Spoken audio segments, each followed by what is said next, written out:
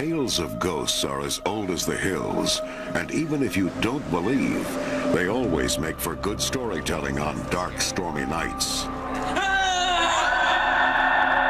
But if the tale is told right, not only does it send shivers up your spine, but it makes you start to question, could it be real? So if you believe that cemeteries, civil wars, and jealousy murders make for good ghost stories, be prepared to be scared. You're about to witness a recipe for the dead rising. Our tour of America's haunted hotels kicks off with one of the most famous and beautiful hotels on the West Coast. And because this hotel's first class, people are dying to get in. When the Hotel del Coronado was built in the 1880s, crowds of people used to picnic at the site just to watch this masterpiece of Victorian architecture go up. More than a century later, crowds still come to enjoy this elegant destination hotel, and with good reason. It's conveniently located on the small island of Coronado, just off the California coast, a short drive from the great restaurants of San Diego. There's something about the Del that is so unique. I think its history is certainly a significant magnet, and the architecture, as you know, you've seen it yourself, is absolutely spectacular. And the location, being on 26 beachfront acres, is truly almost impossible to replicate anywhere else. And for the last 100 years, the Coronado has attracted big names from all over the world, including world leaders, crowned heads of Europe, as well as American royalty. The Hotel del Coronado has even doubled as a movie set, like in the Hollywood classic Some Like It Hot, starring Marilyn Monroe. But this hotel's most famous guest might be a permanent resident. She's a Victorian beauty named Kate Morgan. I definitely believe that Kate haunts a hotel. But will you believe it too? The eerie tale begins as mysteriously as it ends. Kate Morgan checked into the Hotel del Coronado on November 24th, 1892. Suspiciously, she signed in under what would prove to be a false name, Lottie Bernard. She was alone, had no luggage, and appeared to be ill. At one point, she asked for a glass of whiskey to be sent to her room. She was very ill. Everyone at the hotel recognized that, and she was in a lot of pain. Kate Morgan spent 5 days at the Hotel del Coronado. On the 6th day, she was found dead. Kate's body was actually found here the morning after she killed herself by a hotel employee. After discovering her body, he alerted everyone at the hotel. Then they began the painstaking process of trying to figure out who she was and where she came from. When they could not really determine her exact identity, they did a sketch of her face, and they sent that sketch to newspapers and police agencies throughout the country. The newspapers around the country began calling her the beautiful stranger because of the mystery surrounding her identity. Finally, the police received an anonymous letter identifying her as Kate Morgan from Iowa. The news shocked the country. Suddenly, Americans became entranced by this mysterious woman who traveled alone, without luggage, and with an alias. You can imagine what a traumatic and kind of scandalous event this was back in 1892. Gradually, they pieced together the background of this tragic beauty.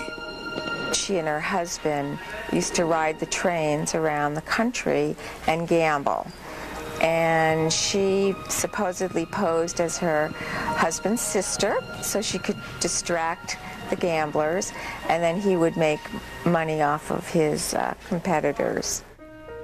But on the train to San Diego, Kate and her husband had a fight, and he left her.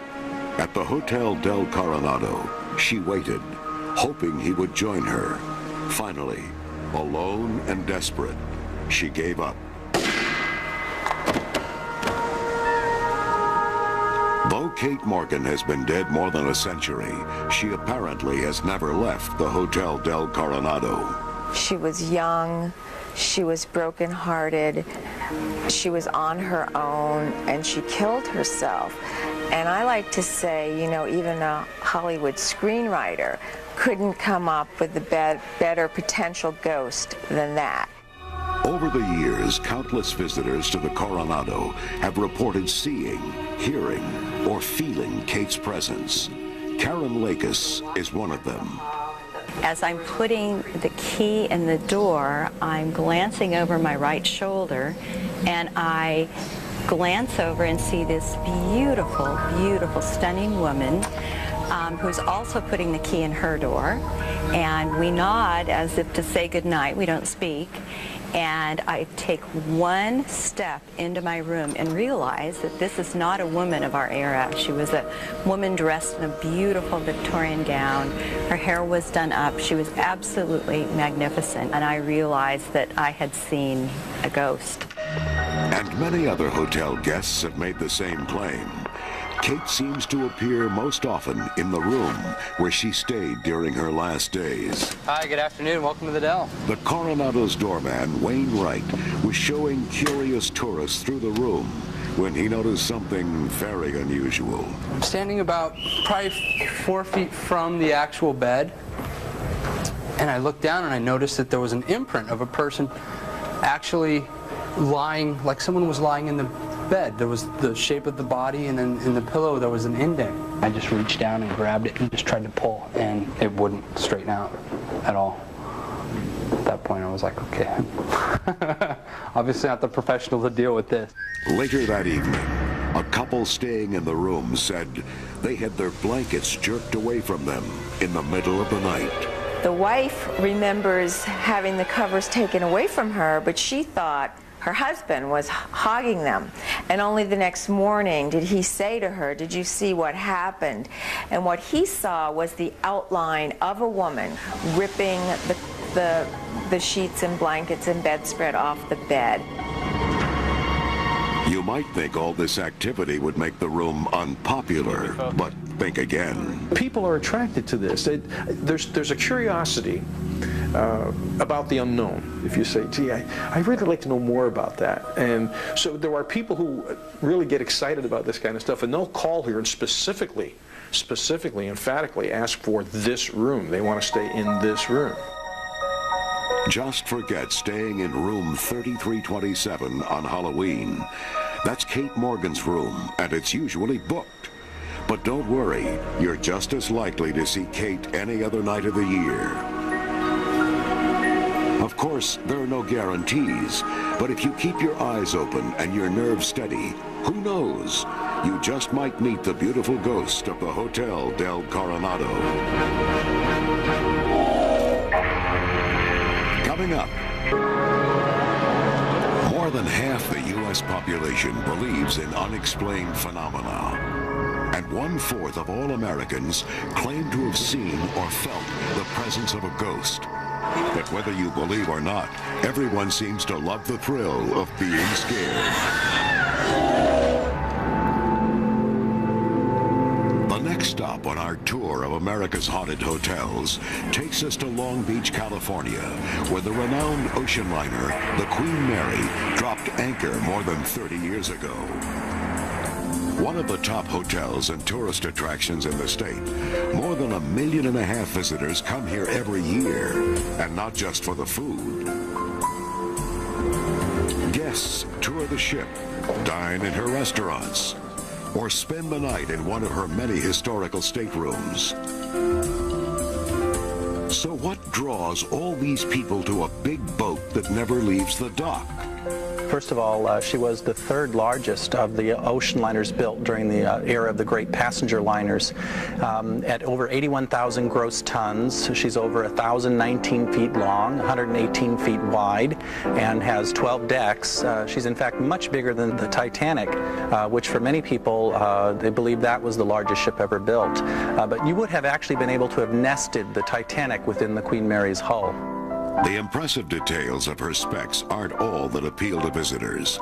Rumor has it, there are also other worldly lures. First is the incredible stories that people have to tell, the memories that incorporate the essence of this ship. The second is the physical beauty of the ship. This is one of the few true Art Deco treasures that still exists anywhere in the world. And third, I suppose, would be the ghosts of the ship. That's right, she said ghosts. It's been said that life aboard the most luxurious ocean liner ever to sail the Atlantic wasn't all tea and crumpets. It was frequently filled with drama and death. It began not long after she was launched in England in 1936. It was then that she was pressed into military service as a troop carrier during World War II. Queen Mary is credited, along with the Queen Elizabeth, of shortening World War II by a full year because she could carry so many troops at one time. She still holds the record for the most persons ever aboard a ship, 16,000 passengers and crew during one crossing. They were packed on like herring. You could hardly walk across the deck. There were so many people. When World War II ended, the Queen Mary carried war brides and their children away from their homes in Europe to a new life in America. Even when her war service was over, the Queen Mary's clientele was anything but ordinary.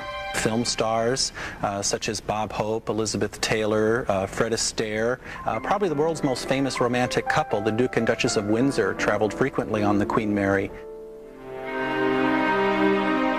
In addition to the legendary names, there have also been some legendary tales.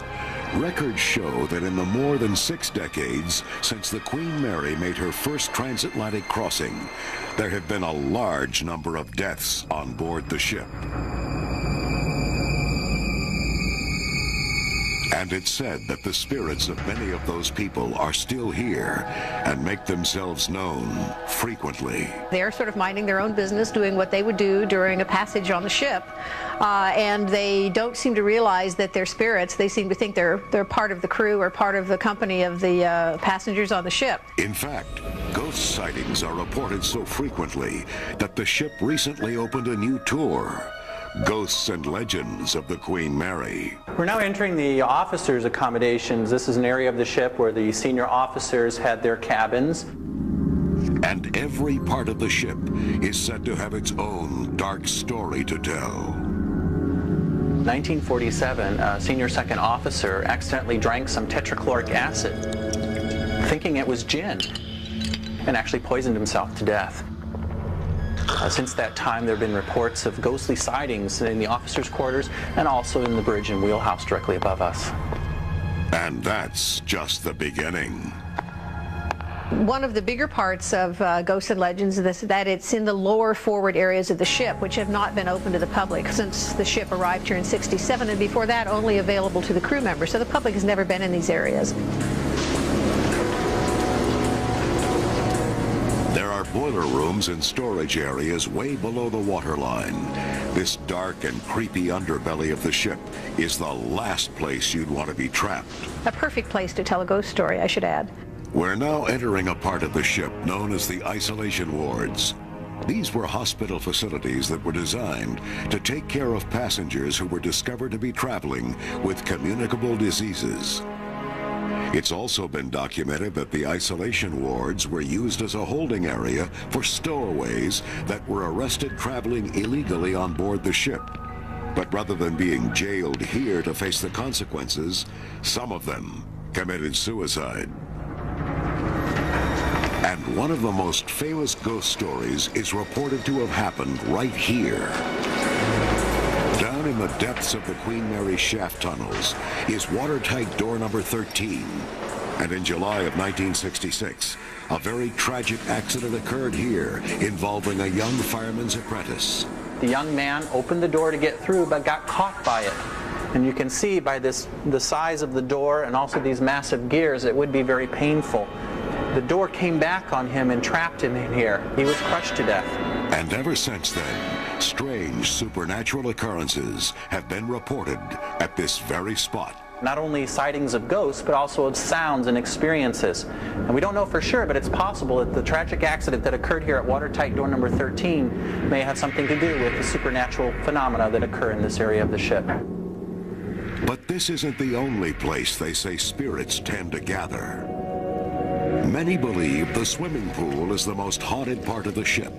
People claim to hear laughter, splashing water, and wet footprints, even though there is no water in the pool. There are some psychics that believe that there are over several hundred ghosts that occupy this area of the ship. And they believe that there's a vortex into another dimension by which these ghosts come and go. And it's this poltergeist epicenter that people from miles around hope to catch a glimpse of. Well, some of the oldest stories that I've ever heard of reports of ghostly activity in this area involve a woman in a swimming suit. Sometimes she's seen around the swimming pool ready to dive in. Sometimes she's seen up on the balcony. But in any event, she always disappears. It's believed that one staple spirit of the Queen Mary is a little girl who appears all over the ship. Yet the story behind this little girl ghost will forever remain a mystery. She is a trickster and a prankster. She slams doors and appears to want to play. People will look up and see this little girl in a bonnet with a period dress. They'll realize she's sort of floating and look down and see she has no legs and disappears. But she's pretty spectacular.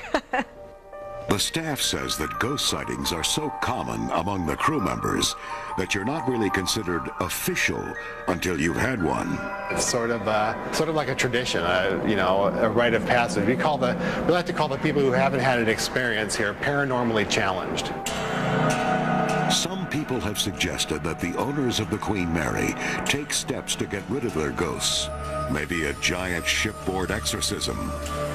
But the staff adamantly disagrees. No. We figure they are having a good time. They might as well stay and enjoy themselves. I have never really spoken to anyone who have felt threatened or endangered by any of the experiences that they had. So I think for the most part, the hauntings of the ship only help to enhance the romance and the nostalgia of the Queen Mary. So don't be fooled. One trip aboard the Queen Mary, and you might be convinced that it could be one of America's most haunted hotels. Still to come, hundreds of hauntings reported at the same blood-strewn site. Find out why spirits might linger on this hallowed ground. And which haunted hotel was made famous by the king of horror novels? Here's a hint. Here's Johnny. People love to be scared, which is why the American curiosity with the undead has long been a staple of the entertainment industry. I'm Vincent Price. You're invited to my party in the house on Haunted Hill. They're called horror flicks, and they leave audiences screaming for more. There are some who would argue that you don't need $1 million movie to see ghosts. That is, if you know where to look. Our tour of America's haunted hotels stops off in the Rocky Mountains, just above the small town of Estes Park, Colorado. It's famous for its magnificent views, its incredible turn-of-the-century architecture, and maybe even its ghosts. You can expect to see ghosts almost every day, if you're lucky. Welcome to the Stanley Hotel, where horror meister Stephen King wrote portions of his best-selling novel, The Shining. In the summer of 1973, Stephen King camped out in room 217 and let the Stanley's supposed apparition population inspire him. And although the Stanleys' real ghost stories are not quite as gruesome as those in The Shining, they're still said to spook the masses. They're not going to throw you into the wall or steal your jewelry or things that some other ghosts might do. The staff claims that these ghosts will not hesitate to play tricks on you to get your attention. They just want to say, hey, I'm here too.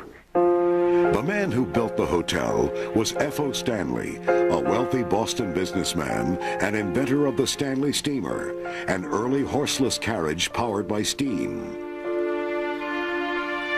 Unfortunately, rich as F.O. Stanley was, he was also very ill with tuberculosis.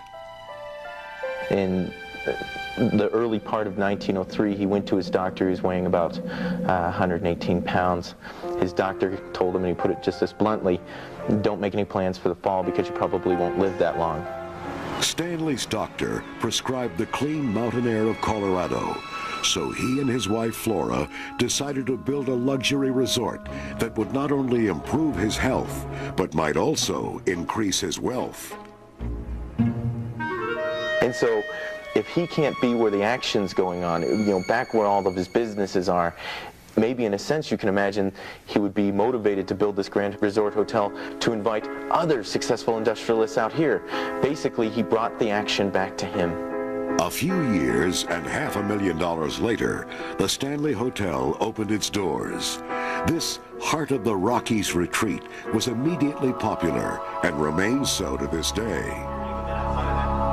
The Rocky Mountain National Park is about 4 miles from here, so you can come check in, spend the day in the park, driving around. There's beautiful hikes. In summer, we have an outdoor heated swimming pool. Hopefully, we'll keep you really busy. But they say no one is too busy to notice the ghosts. It's believed that Mr. and Mrs. Stanley are still there and are always ready to greet their guests. It's reported that Flora's favorite haunt is her old music room, and that she still loves to play the grand piano her husband gave her almost a century ago. The night manager was doing his paperwork at the front desk, and he heard what he thought was a radio. And so he went out into the lobby and was going to say to whoever might have a radio on, please turn it off, because it was late. And there was no one out in the lobby, and he walked toward the music room where the music seemed to be coming from. And when he got to the door, he could see that the piano keys were moving. When he crossed the threshold to the door, they stopped, and the music stopped. One family staying at the hotel even reported hearing Flora playing the piano in broad daylight. It was 11 o'clock on a Friday morning. The hotel was full of guests. It was the middle of the summer. They were walking by, heard music, followed the sound of the music, came to the music room, looked inside. No one was there. The music was still playing. They stepped inside, and the music stopped. It seems Flora has no interest in playing for a captive audience. It's also been reported that Mr. Stanley's favorite room, after all these years, is still the billiard room. It was during one of our tours, and the ghost of F.O. Stanley started to materialize behind one of the people on the tour. And then before he fully came into total detail, faded away again. And that's his room. The Pinion Billiard Room was his room where he liked to more or less hang out and play billiards and talk with his guests. But the staff also insists that the Stanleys like to keep a close eye on their employees. As a matter of fact, our front office manager was just saying that she was standing at the front desk, nobody was in the lobby, and she looked up and F.O. was standing in front of her with a long black jacket down to his knees, and she knew it was F.O. The most amazing story that I've heard involves F.O.'s picture being thrown across the room to land in a soiled spot on the carpet. And so we all assumed that perhaps Flora was upset with the spot on the floor and wanted that cleaned up. For most guests, the most interesting part of the ghost tour is the 4th floor. In the old days, servants of the hotel guests stayed up there. The corridors are narrower, the rooms smaller, and the ghost stories even more eerie. Paranormal research suggests that at least 12 different entities reside at the Stanley, and stories conclude that occasionally they show themselves all at once. On another occasion, a bellman came around the corner onto this wing, and as he did, every single door flew open simultaneously.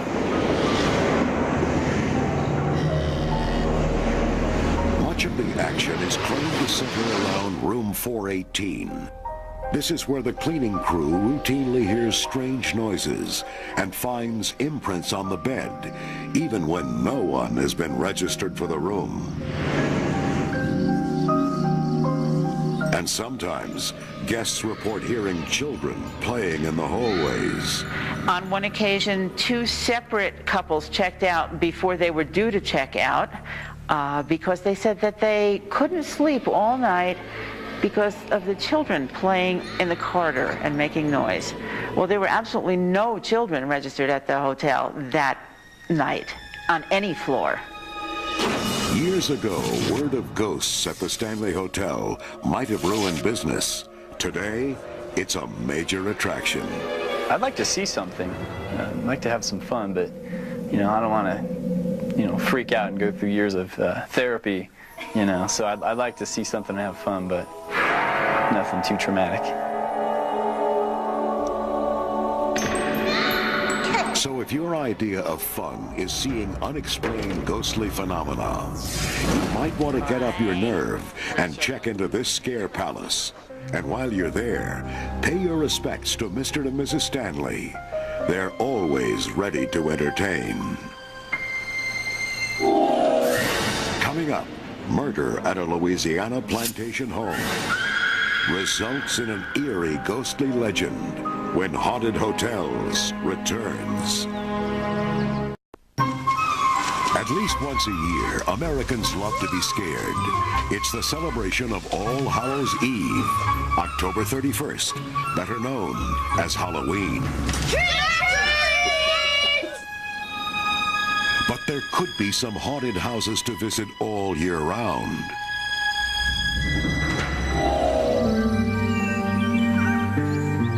And now, our next ghostly destination is the famous Myrtles Plantation, one of the last remnants of the Old South.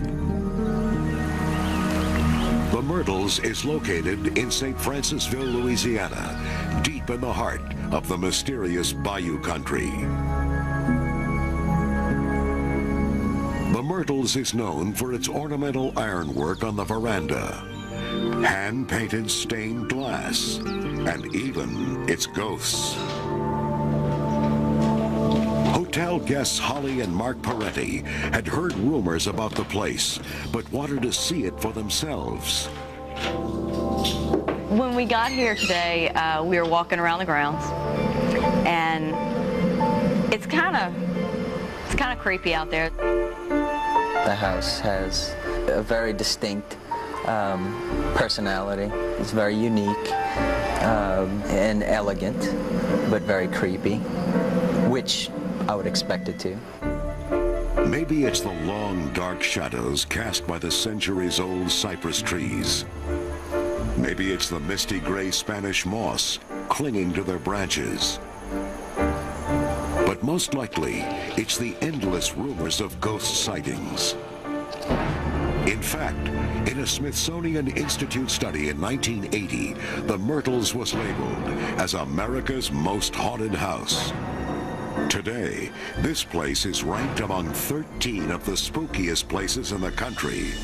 Of course, with every spooky hotel, there's a chilling tale to tell. The Myrtles house is known for its curse. And the story is, General David Bradford built the plantation in the late 1700s on the site of a Tunica Indian burial ground. They were not burying their dead. They would hang the remains, thinking they were close to the sun gods and letting them decay. So the house and the parking lot is on top of what was burial ground at one time. And a lot of people feel the plantation can't help but be cursed because the burial ground was destroyed. And here's how the curse unfolds. The general's daughter married Judge Clark Woodruff. The judge had a slave mistress named Chloe, who had a bad habit of eavesdropping on the family. The judge repeatedly warned Chloe not to do it, but when he caught her at it again, he cut off her ear. A few days later, Chloe took her revenge on the judge. Instead of the usual recipe for the oldest daughter's birthday cake, Chloe threw in oleander leaves, which have the same effect on the body as arsenic. His wife and 2 children died from the poisoning. This is one birthday party the judge would never forget. But some say just because they died doesn't mean they left the scene of the crime. There are 3 of the ghosts, along with Chloe, who was the slave, who still live here. And it's these unseen inhabitants that people come from all over to try and catch a glimpse of. Some people even say they can see Chloe in the mirror and the judge's children skipping through the Myrtles' courtyard. Tita Moss and her husband have owned the Myrtles for more than 7 years. Before they bought it, they were told the Myrtles was haunted. They just didn't believe it. We thought that that was probably an advertising ploy. Having been a marketing major in college, you know, there's lots of hooks that you use.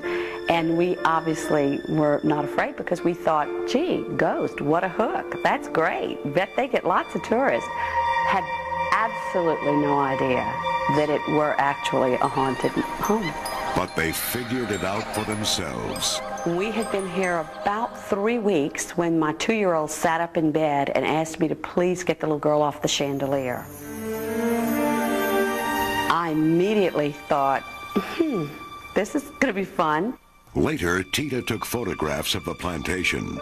When they were developed, she noticed something strange about the pictures. So here is a picture that was taken for insurance. A lady shows up who's transparent. She happens to have a turban on. And as you well remember from the tour, Chloe always wore a turban because her earlobe was severed for eavesdropping. The lady Chloe murdered Sarah Matilda and the 2 children. Can you see that you can just see the boards right through her body? Yeah. It's easily seen. As she looked closer, more strange figures seemed to be staring down from the plantation roof. Can you see the little boy and the little girl right here on the roof line? Right there. Is that not remarkable? The other thing that makes this hotel different is that the Myrtles doesn't provide any television, telephones, or radios. So what you see, or rather what you don't see, is what you get. You want something to happen because it's like everyone is expecting you to come home with the story. And so you want something to happen, so you don't want to be like a wasted trip. But then again, I'm not so sure I want anything to happen at all. But when morning came, they had a story to tell. Shortly after they went to bed, they supposedly were awakened by the sound of footsteps. She was talking when it happened, and I didn't know she knew that I heard it. I kept it to myself because I figured if I acknowledged that I heard it, it would freak him out even more, so I just kept my mouth shut.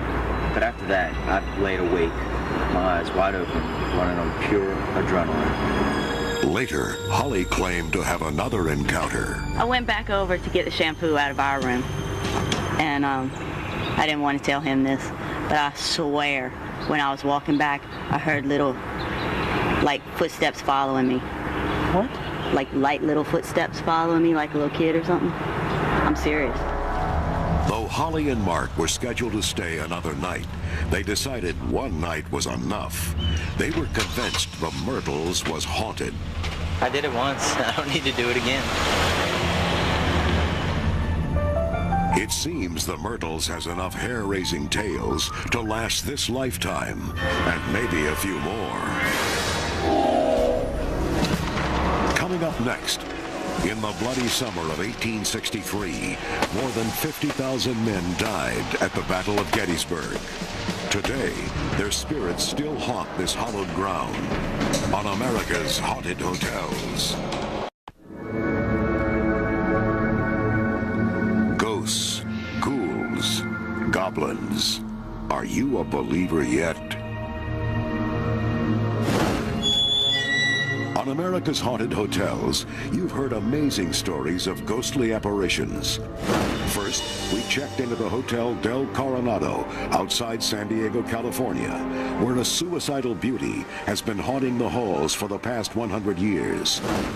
Then, we hopped aboard the most legendary floating hotel in history, the Queen Mary, docked in Long Beach, California.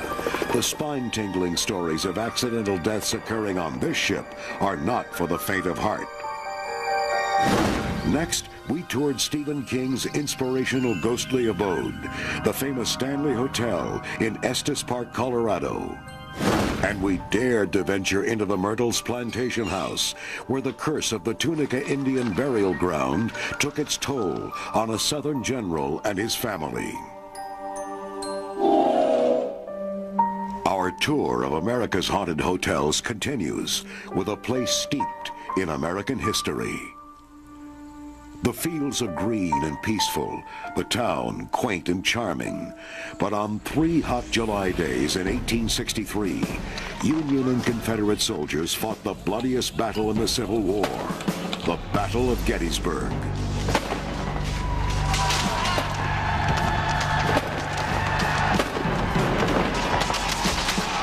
There were more than 50,000 casualties, and 28,000 of them cut down in a single terrifying day. Many believe their spirits still linger here. It's an element called sudden death syndrome.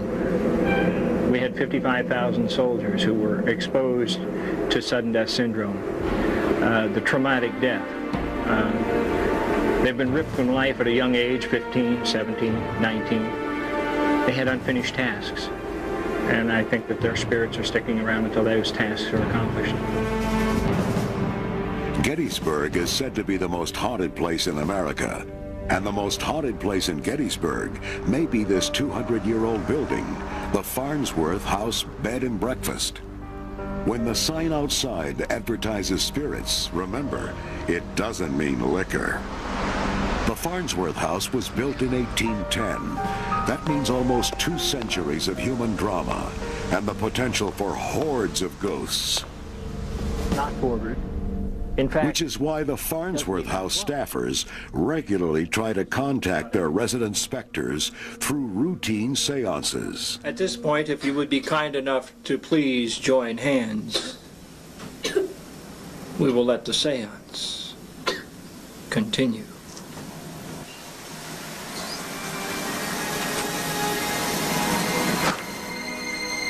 Most times, all they get is goosebumps. Other times, much more. For a relatively small structure, it's said that the Farnsworth House has a pretty hefty ghost population. From cellar to garret, there may be as many as 14 different war-torn spirit entities. But surprisingly, not all of them appear to be soldiers. One of the spirits had given birth to a stillborn child. It was a traumatic experience for her, and she's still here as long as the spirit of the child remains in the house. In addition, another woman haunts the bedrooms, a midwife named Maria. Some guests who've stayed in this room say they woke up to see a woman standing beside the bed. There seems not to be a mean bone in her body. She just is somebody who is very, very caring and looks after people. But most of the ghosts are said to be connected to the Civil War. During the Battle of Gettysburg, Confederate sharpshooters holed up in the Farnsworth House garret, kept the Yankees pinned down with sniper fire. And the story is, after long nights of shooting, the soldiers would gather together to rest and sometimes play music. Guests have reported hearing what sounds like a mouth harp being played in the wee hours of the morning. About at 2 o'clock in the morning, sounds like a gentleman setting up here playing this mouth harp. Well, who could be up there at 2 o'clock in the morning? And the answer always is the same, there's nobody. Nobody alive, anyway. They say there are more ghosts here than just soldiers and midwives. It's been told that there are also children who haunt these historic halls. In the early 1900s, a 5-year-old boy was brought into one of the bedrooms. He'd been run over by a horse and wagon right outside the Farnsworth house and was too badly injured to be moved further. 5 days later, He died, and it's rumored that his mischievous spirit still haunts this house today. It took only one overnight stay to convince this couple the house was haunted. The longer the night went, the more weird things happened.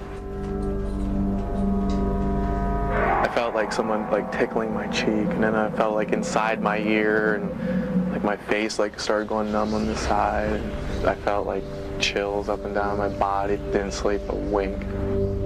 And as the night stretched into daybreak, the panic began to escalate from these strange feelings. I was petrified. I was like, every little sound I heard, I was like looking around the room, you know, like, what was that? What was that? The feeling that I got was kind of like a mischievous child tickling your cheek and just messing with you. It was bone chilling. I was good until he couldn't take it anymore and woke me up.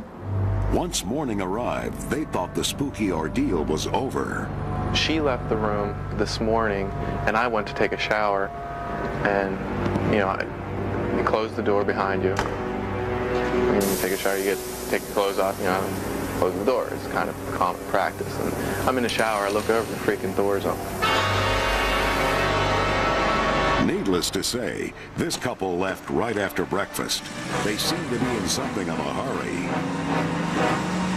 Are you brave enough to dare a night in the Farnsworth house? Reservations are available for this ghostly Gettysburg Inn. If you visit the Myrtles Hotel in Louisiana, the Stanley Hotel in Colorado, the Farnsworth House in Gettysburg, or the Hotel Del Coronado and the Queen Mary in California, there are no guarantees that you will see a ghost.